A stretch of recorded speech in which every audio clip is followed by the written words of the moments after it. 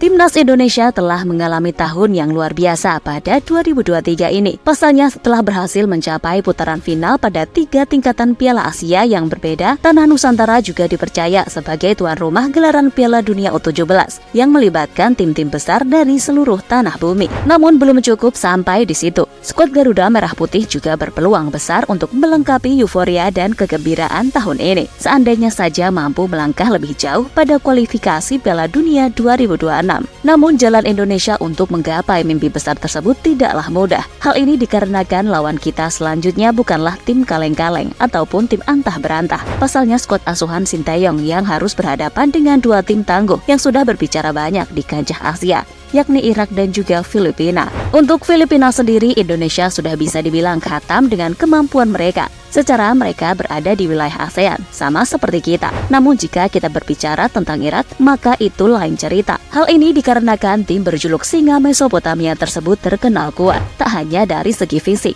tetapi juga permainan mental. Menurut kabar yang beredar, sebanyak 65.000 tiket pertandingan versus Indonesia di Basra International Stadium sudah ludes terjual. Selain itu, mereka juga sangat berambisi untuk mengalahkan Indonesia yang performanya sedang melonjak naik. Apalagi para penduduk negeri 1001 malam tersebut tentu sudah merindukan nuansa Piala Dunia di negara mereka setelah terakhir kali ikut pentas pada tahun 1986 silam.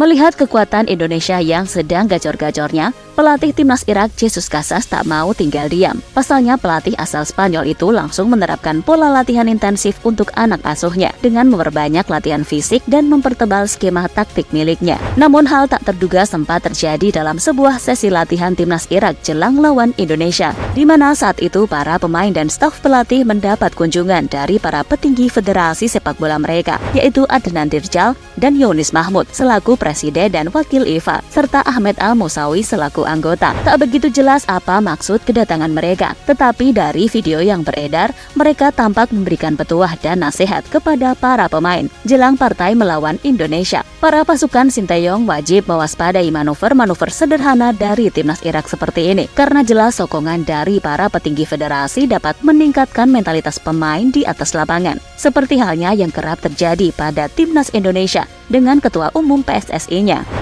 Irak sendiri terkenal sebagai bangsa dengan ego dan pride yang tinggi. Di masa lalu, mereka bahkan rela memercikan api peperangan dengan masuk ke wilayah Iran hanya karena pemimpin mereka saat itu, yakni Saddam Hussein, merasa terancam dengan perlawanan Syiah. Hal-hal tersebut sepertinya sudah mendarah daging dalam diri masyarakat Irak. Bahkan Jesus Casas yang merupakan pelatih asal Spanyol pun sampai ketularan sifat angkuh tersebut, di mana Casas pernah menganggap Indonesia sebagai lawan enteng yang tak perlu diperhitungkan pada ajang Piala Asia beberapa waktu lalu. Namun akhirnya skuad Garuda justru berhasil membungkam kesombongan pelatih berusia 50 tahun tersebut dengan melenggang ke babak berikutnya.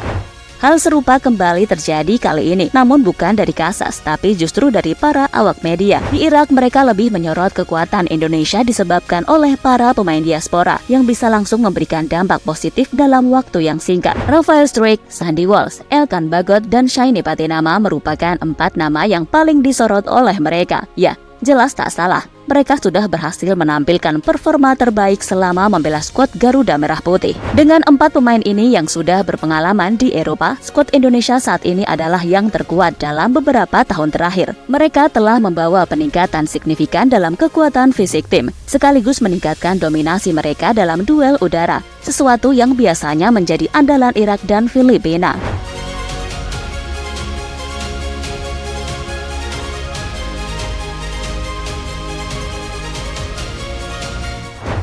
Skuad Irak sendiri dikabarkan mempunyai paling tidak 10 pemain aboard saat ini. Beberapa yang paling terkenal tentu adalah Zidane Iqbal, mantan pemain Manchester United, dan Youssef Amin yang pernah memperkuat Borussia Dortmund. Memang secara kekuatan timnas Irak berada jauh di atas kita. Bahkan hal tersebut pun disampaikan langsung oleh pelatih Sinteyong. Namun pelatih nyentrik asal Korea Selatan itu mengaku tak mau ambil pusing dan berjanji bakal mengerahkan seluruh energi untuk mengandaskan Irak. Memang peringkat FIFA mereka lebih baik dari Indonesia, juga lawan yang berat bagi kami. Apalagi kita ini datang sebagai tamu. Tetapi saya akan berusaha semaksimal mungkin, akan membuat taktik yang bisa meredam mereka.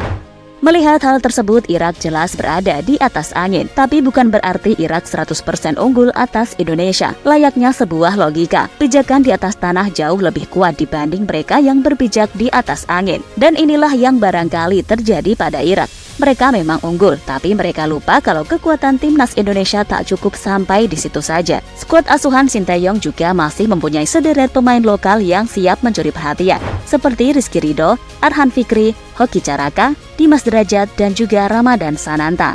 Melihat track record mereka yang selalu tampil apik, kita bisa mengharapkan perlawanan penuh yang dilancarkan oleh para pasukan Garuda. Itulah rangkuman mengenai persiapan Indonesia menghadapi timnas Irak yang mendapat sokongan dari para petinggi federasi mereka.